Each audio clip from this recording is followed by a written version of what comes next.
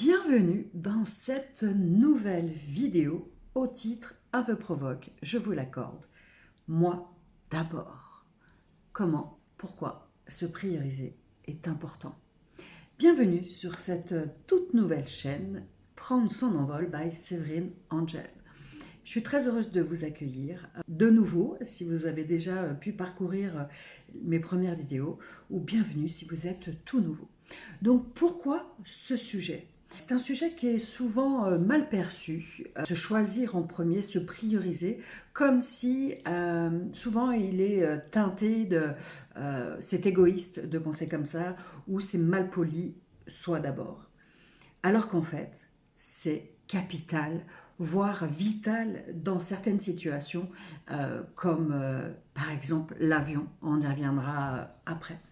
J'ai vraiment à cœur de vous partager. Alors, encore une fois, ça va être une porte d'entrée parce que le sujet est vaste et riche et il est passionnant. Voilà, mais du coup, on va aller explorer dans cette vidéo quelques pistes pour éclairer en quoi c'est important pour soi et pour les autres de se prioriser et de créer une relation harmonieuse avec soi-même pour pouvoir créer ensuite des relations harmonieuses avec notre entourage. Alors, avant de démarrer, je vais me présenter pour ceux qui nous rejoignent, qui me découvrent là aujourd'hui. Donc, je suis Séverine Angel. J'aime bien me définir comme une exploratrice de l'être. J'ai eu la chance de découvrir ma mission de vie très très tôt, et donc ça fait plus d'1 temps que j'œuvre, que j'accompagne les êtres humains. Alors, j'ai d'abord commencé par les enfants, les familles, et aujourd'hui plus particulièrement les femmes. Pour les accompagner dans un voyage intérieur, pour faire jaillir ce qu'il y a de plus beau en soi, pour se reconnecter à cette énergie d'amour, reconnaître l'amour qui est en nous, pour faire jaillir la paix, la joie. Et ces paroles sont en fait issues d'une chanson qui résume à elle-même le cœur de mes accompagnements, et j'avais très envie du coup de vous les partager ici maintenant. Prends ton destin entre tes mains. Tu n'es pas seul sur le chemin. Que l'amour, la paix, la joie, ce qu'il y a de plus beau en toi, jaillissent. Je trouve que ces paroles disent tout et je suis tellement heureuse, et du coup j'en profite aussi vraiment pour vous remercier du fond du cœur pour tous vos commentaires, tous vos messages qui me vont droit au cœur. Si vous voulez me contacter, je vais vous remettre par ici mon email, donc c'est rien de plus simple, vous m'envoyez un email et puis on se contacte. On co-crée ensemble un accompagnement sur mesure, ou alors vous entrez directement dans le voyage intérieur de 4 mois. À vous de voir, mais je suis très heureuse de vous accompagner sur le chemin. Allons explorer ce sujet. Et on va commencer par l'exemple le plus connu et incontesté, qui est l'exemple de l'avion, du masque à oxygène. Vous savez, quand vous voyagez en avion, première chose que les hôtesses vous enseignent, finalement, vous partagent, c'est les conditions de sécurité. Et donc, en cas d'incident, d'accident, les masques à oxygène tombent, et la première chose, ce n'est pas de mettre le masque à oxygène sur votre enfant, si vous avez des enfants, ou des personnes fragiles qui ne seraient pas en capacité, mais d'abord de prendre le masque, d'installer le masque sur vous. Pourquoi ? Parce que si vous essayez de mettre le masque à votre enfant, très rapidement, vous allez saturer en oxygène et vous ne pourrez pas aller au bout. Ni vous pourrez le sauver, vous périrez aussi. Donc c'est d'abord, je prends le masque d'oxygène et je suis en capacité de m'occuper de mon enfant et du coup de lui porter secours. Et bien c'est exactement la même chose dans la vie, mais sauf qu'on l'oublie et qu'on est vite, on se laisse vite happer en fait par le mode pilotage automatique et puis par le schéma traditionnel que l'on nous a enseigné, qui est plutôt de se préoccuper des autres d'abord, avant nous. Et du coup, on rentre dans un circuit un peu infernal et on fait payer aux autres finalement cet adage qui est pas juste finalement. Donc c'est vraiment important de comprendre que toute notre vie va se façonner, va se dessiner, va se créer en fonction de la manière dont on prend soin de soi, de la manière dont on sait se prioriser, dont on fait le choix de se prioriser. Pourquoi ? Parce que la manière dont nous allons être en relation avec nous-mêmes, la façon dont nous nous comportons avec nous-mêmes, eh bien, c'est la manière que nous allons être avec notre entourage. La façon dont on se comporte avec nous-mêmes crée le mode de relation que l'on crée avec notre entourage. Donc c'est capital, c'est essentiel. En se respectant soi-même, on respecte l'autre. Se porter de l'attention nous sort du mode pilotage automatique puisqu'on va créer de nouvelles opportunités. On va être attentif à la façon dont on accueille les expériences, à la manière dont on vit les expériences, et du coup on ne va plus les subir, on va être en capacité d'accueil. Et ça, du coup, ça va créer de la diversité, ça va créer une prise en compte différente, on va mettre de la conscience sur notre vie, comment la vie peut se transformer et comment nous sommes nous-mêmes les créateurs de notre propre vie. Et c'est en même temps, des fois ça peut faire peur, et en même temps c'est une chance incroyable de prendre conscience de ça. C'est-à-dire qu'on a un pouvoir extraordinaire, on a le pouvoir de créer une vie alignée, une vie qui nous ressemble, une vie qui correspond à ce que notre âme est venue vivre en fait ici. Alors oui, la première chose, c'est du coup de s'autoriser, de se permettre, de ne pas continuer à suivre le schéma classique, et c'est de faire un pas de côté et de prendre le temps d'observer ce qui est en place, ce qui a été mis en place. Et puis ensuite, et ça, vous savez, j'aime beaucoup en fin de vidéo, vous proposer une expérimentation pour faire le premier pas. Donc le premier pas vers vous, puisque c'est ça qui m'importe, c'est vraiment ce qui me tient à cœur, c'est de du coup vous permettre de... C'est un peu l'idée, c'est de semer des graines, et puis après chacun les arrose en fonction de ce qui est juste pour lui. Ce que je trouve vraiment intéressant, c'est que ce qui est important, c'est vraiment de vous réapproprier avec vos mots à vous, ce qui résonne en vous. Parce que chaque parcours, chaque chemin est unique. Et c'est là où c'est important de pouvoir porter de l'attention, de mettre la conscience sur soi, pour justement pouvoir se créer son chemin, son propre chemin, celui qui vibre avec nous-mêmes. Je vous parle de vibration. Vous savez que notre corps est constitué à plus de 70% de liquide, dont 60% d'eau. Et l'eau est ultra réceptive aux vibrations. C'est avec les vibrations que du coup, elle fait circuler les informations, elle fait circuler l'énergie. Et les émotions sont véhiculées par l'eau, par les liquides. Donc c'est très important d'être attentif, de prendre soin de ces vibrations. Parce que qu'est-ce qui se passe si on s'oublie, si on ne se porte pas cette attention-là? On va se laisser embarquer par le flot. Et quand on vibre, quand nos vibrations sont basses, eh bien c'est les énergies, c'est les émotions de peur, de colère, de tristesse, d'agressivité, de honte qui s'installent. Et comme vous le savez, on attire ce que l'on vibre. J'ai envie de dire, c'est mathématique. C'est comme un aimant.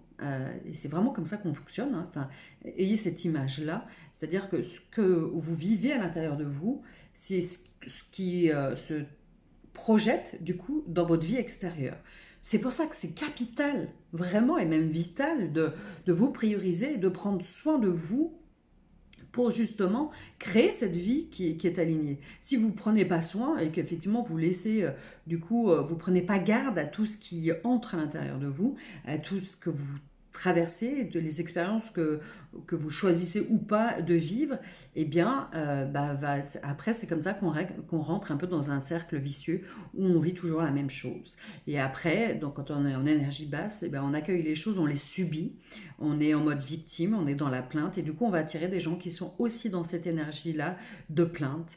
Juste pour vous dire, alors je ne suis pas une spécialiste, hein, mais juste pour vous dire, du coup, donc, quand ça circule, voilà, l'énergie circule, les émotions circulent. Quand à un moment donné, c'est toujours la même chose qui revient, à un moment donné, ça condense et ça fait un nœud. Et du coup, ça ne circule plus. Et quand ça ne circule plus, ça crée une tension. Et cette tension, eh bien, ça peut transformer en douleur physique ou émotionnelles. C'est là aussi, ça fait le terreau des maladies. Les maladies arrivent dans ces moments-là. L'alimentation a aussi un pouvoir très important parce que plus l'alimentation que vous offrez, plus elle est transformée et plus elle est basse en vibration. Ça, il faut le savoir. Moi, c'est encore un gros travail que je fais.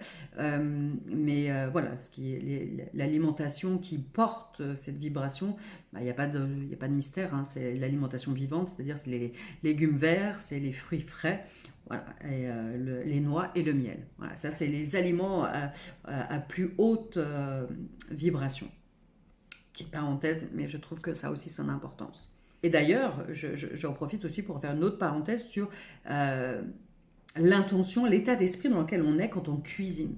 Ça, on ne prend pas garde, mais du coup, si on est en colère, eh ben, on va transmettre la vibration de la colère dans la préparation. Quand on dit « j'ai préparé avec amour », ben oui, ça change tout aussi. On peut changer en fait la vibration d'absolument tout, et les aliments en particulier aussi, et les boissons. Vous pouvez réénergiser vous-même vos aliments pour les faire monter aussi en vibration. Mais ça, c'est un autre sujet, mais c'est aussi quelque chose qui est possible. C'est vraiment important de prendre soin de soi et de faire le choix de ce qu'on veut nourrir. Puisque, du coup, dans ces situations, quand on est en basse vibration, forcément, on attire quoi? On attire des gens qui sont dans cette plainte, on attire la négativité. Et puis, les gens qui pourraient nous porter, c'est comme un aimant, c'est-à-dire que du coup, ça va être impulsif. Et même la personne qui aimerait, à un moment donné, elle ne peut plus, parce que c'est pas la même vibration. Donc ça s'écarte soi-même. C'est comme un effet de répulsion.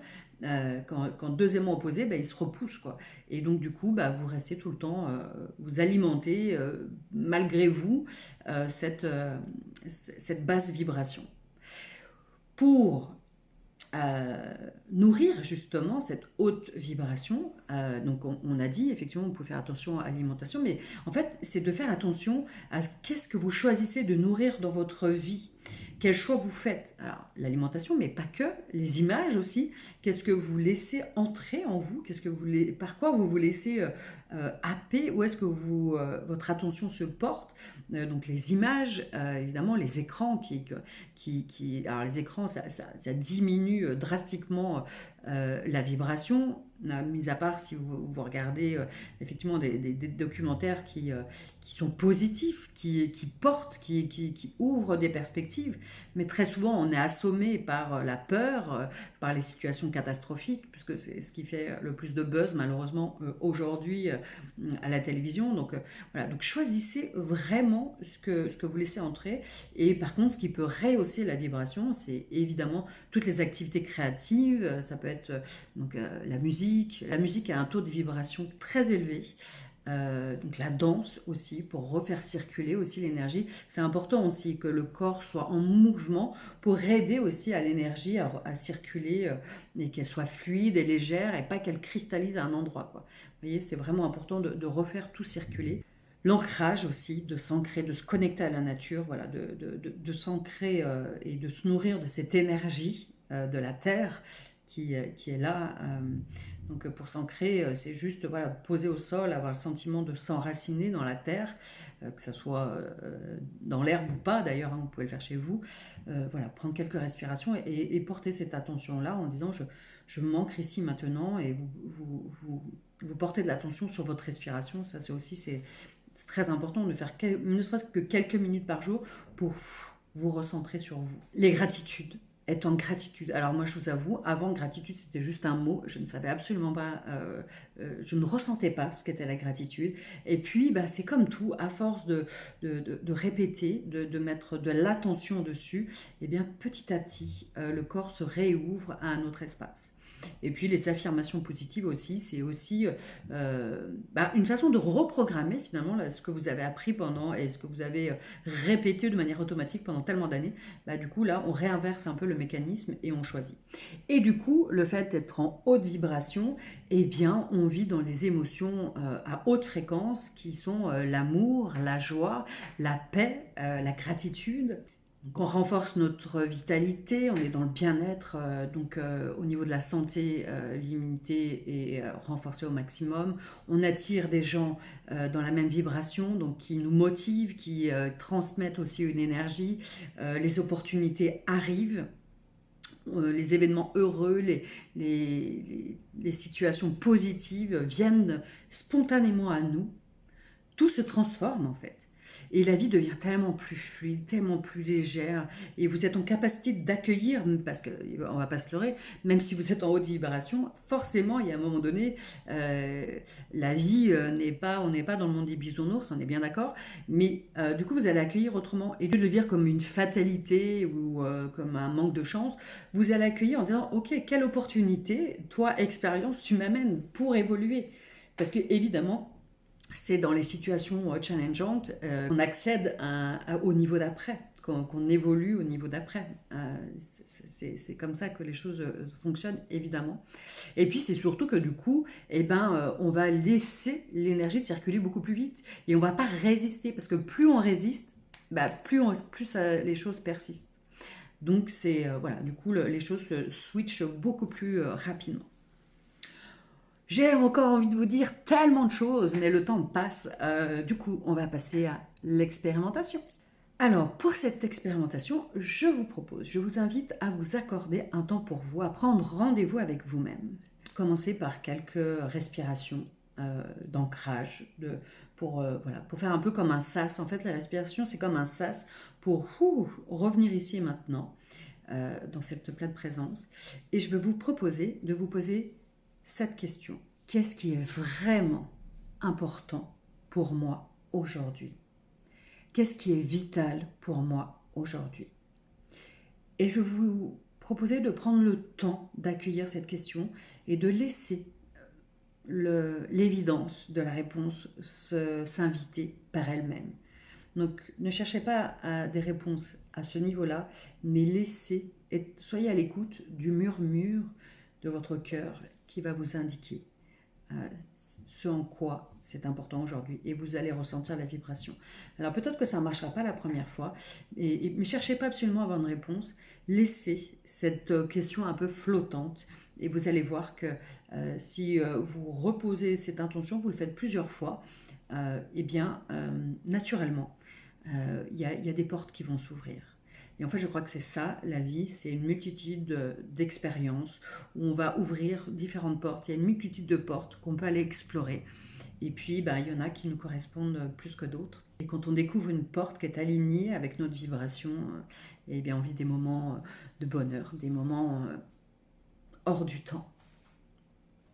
Et évidemment, j'en ai pas parlé, mais je ne peux pas terminer sans vous le dire. Plus vous allez mettre de la conscience sur ce que vous désirez, parfois effectivement de se faire accompagner, ça permet d'aller beaucoup plus vite, et puis ça permet de se reconnecter à nos ressources, parce que tout est en vous, sauf que vous avez tellement accumulé de couches de pilotage automatique ou de souffrance, de croyance, parce qu'on est venu aussi pour dépasser ça, et si vous les traversez, c'est que vous avez les ressources à l'intérieur de vous, mais des fois on a du mal à aller les connecter, parce que on a accumulé tellement dessus, on les a un petit peu enfouis sous des couches, et du coup se faire accompagner permet de venir explorer et d'aller là où des fois le cerveau, l'ego nous fait un peu bifurquer, parce qu'il ne veut pas prendre le risque de souffrir à nouveau. Voilà, donc évidemment, vous le savez que j'ai à cœur de vous accompagner. Je vous remets mon email ici. Et puis j'aurai plaisir et joie de vous retrouver ce jeudi 6 juin à 20h, donc 6 juin 2024. Je serai en live pour clôturer la série des 5 blessures émotionnelles qui empêchent d'être soi, d'après le concept de Lise Bourbeau, les 5 blessures de l'âme. Et du coup, j'avais très envie de vous partager en fait en quoi ces blessures sont intriquées et qu'est-ce qu'elles génèrent très souvent dans nos quotidiens d'adultes. Et puis je voulais aussi du coup témoigner de comment moi-même j'ai traversé ces 5 blessures de manière assez intense, et de vous montrer que qu'on peut les switcher et que de toute façon le chemin est infini et qu'on va toujours un petit peu plus en profondeur et la vie s'allège, plus on va libérer, plus on va faire de l'espace et plus la vie devient tellement plus fluide, tellement plus légère, tellement plus joyeuse. Je vous remercie pour votre écoute. N'hésitez pas à me partager en commentaire vos questions, vos remarques. Très important, n'hésitez pas à liker et à vous abonner sur ma chaîne. Vous savez, vous n'imaginez pas à quel point cela procure de l'énergie et donne encore plus envie de venir vous partager nos messages. Je vous embrasse. Je vous dis soit jeudi en live, soit mardi prochain pour une nouvelle exploration. Bye bye.